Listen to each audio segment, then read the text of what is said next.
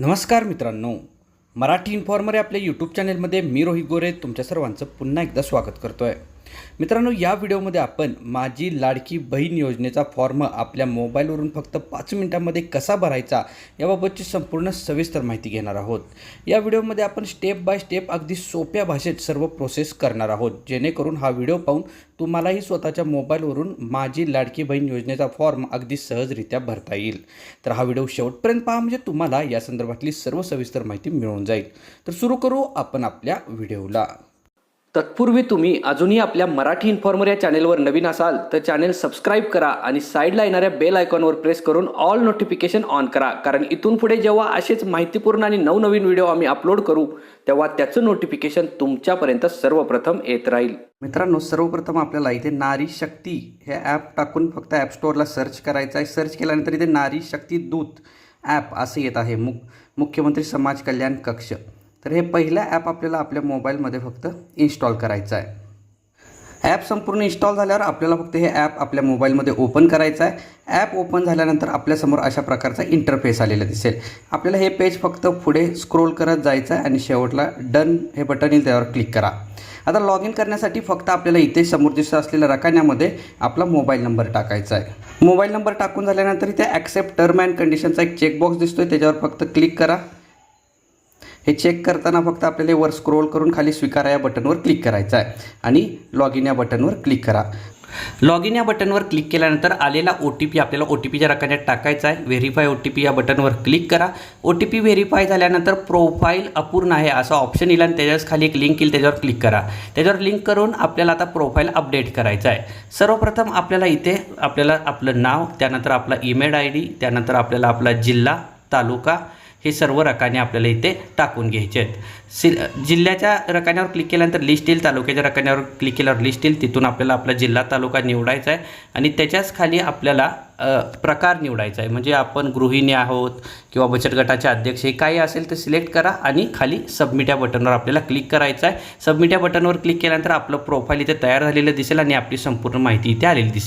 यानंतर इथे खाली 4 ऑप्शन आहेत, त्यापैकी होम या बटनवर क्लिक करून आपल्याला पुन्हा एकदा आपल्या या ॲपच्या मेन पेजवर जायचं आहे. होम बटनवर क्लिक केल्यानंतर मुख्यमंत्री माझी लाडकी बहीण योजना हा ऑप्शन येतोय. सर्वप्रथम इथे क्लिक करा. आपल्यासमोर इथे फॉर्म आलेला दिसेल. आपल्याला इथे कोणतेही नोटिफिकेशन विचारत असेल, परमिशन विचारत असेल तर त्याला आपल्याला सर्वप्रथम इथे अलाउ करायचा आहे. आता हा फॉर्म आलेला आहे. सर्वप्रथम महिलेचे संपूर्ण नाव आपल्याला इथे टाकायचं आहे.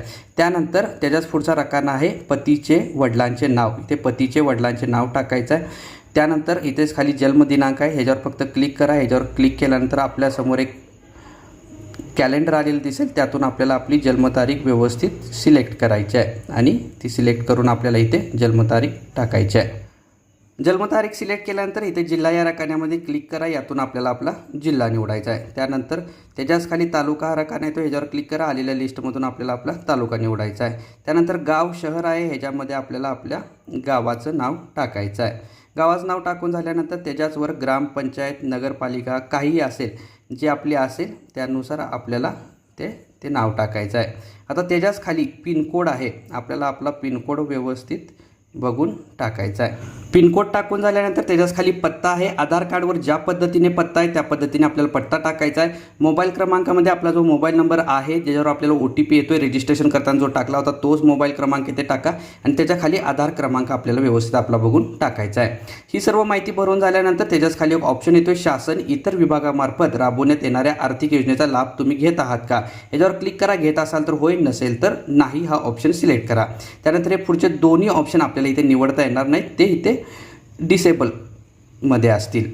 त्यानंतर इथे वैवाहिक स्थितीचा एक ऑप्शन येतोय, या वैवाहिक स्थितीवर क्लिक करा. यापैकी कोणता ऑप्शन, विवाहित असाल, अविवाहित, विधवा, परित्यक्त्या किंवा घटस्फोटित, कोणता ऑप्शन आपल्यासाठी आहे तो तुमचा असेल तो इथे निवडायचा आहे.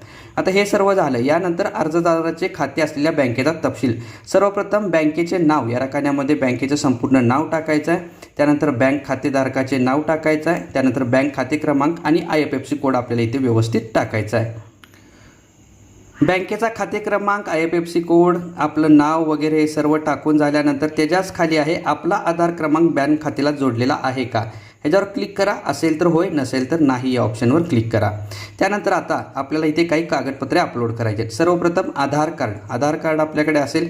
त्यानंतर अधिवास किंवा जन्म प्रमाणपत्र, त्यानंतर उत्पन्न प्रमाणपत्र, अर्जदाराचे हमीपत्र आणि बँक पासबुक फ्रंट पेज, अशी एवढी डॉक्युमेंट आपल्याला इथे अपलोड करायचे. आणि त्यानंतर अर्जदाराच्या फोटोवर क्लिक करून आपल्याला आपला फोटो निवडायचा आहे. डॉक्युमेंट अपलोड करण्यासाठी फक्त आपल्याला त्या बटनवर क्लिक करायचं आहे आणि ते डॉक्युमेंट आपल्या ज्या ठिकाणी सेव्ह आहे त्या ठिकाणून आपल्याला अपलोड करायचं आहे. अशा पद्धतीने ही सर्व डॉक्युमेंट अपलोड झाल्यानंतर आपल्याला हे पेज वर स्क्रोल करायचं आहे. वरील सर्व डॉक्युमेंट अपलोड झाल्यानंतर इथे अर्जदाराचा फोटो आहे. या अर्जदारा या फोटोवर क्लिक करा.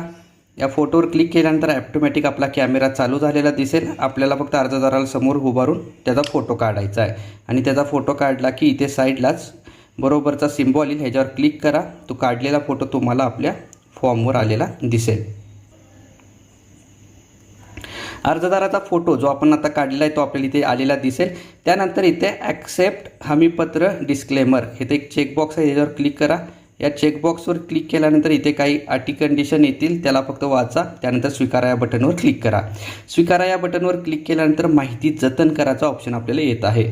तर इथे माहिती जतन करा या ऑप्शनवर क्लिक करा. आपण आत्तापर्यंत भरलेला सर्व माहिती जी आहे ती इथे आलेली दिसेल. आता ही सर्व माहिती आपली बरोबर आहे का एकदा चेक करा. बरोबर असेल तर इथेच खाली फॉर्म सबमिट करा हा इथे आपल्याला पर्याय दिसत आहे. तर ह्याच्याच खालच्या फॉर्म सबमिट करा या ऑप्शनवर आपल्याला क्लिक करायचं आहे. फॉर्म सबमिट झाल्यानंतर OTP टाकण्यासाठी एक रकाना येईल. त्या रकान्यामध्ये आलेला OTP आपल्याला टाकायचा आणि व्हेरीफाय OTP या बटनवर क्लिक करायचं. OTP बरोबर असेल तर आपल्याला इथे सर्वे हॅज बीन व्हेरीफाईड असा मेसेज आलेला आहे. म्हणजेच आपला फॉर्म इथे सक्सेसफुली सबमिट झालेला आहे. फॉर्म सबमिट झाला की पुन्हा एकदा आपल्याला इथे होम पेजवर यायचं आहे. होम पेजवर आल्यानंतर इथे 4 ऑप्शन आहेत बघा. यापूर्वी केलेले अर्ज या जर ऑप्शनवर तुम्ही क्लिक केलं तर तुम्ही भरलेला अर्ज तुम्हाला दिसेल. त्याचबरोबर त्याचं स्टेटसही तुम्हाला इथून पाहता येईल.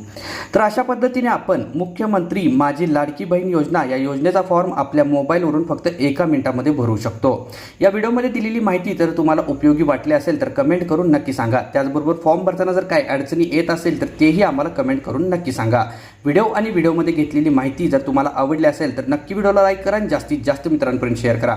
आणि अजूनही तुम्ही चॅनलवर नवीन असाल किंवा चॅनल सबस्क्राईब केलं नसेल तर चॅनल सबस्क्राईब करा आणि बेल आयकॉन प्रेस करून ऑल नोटिफिकेशन ऑन करा.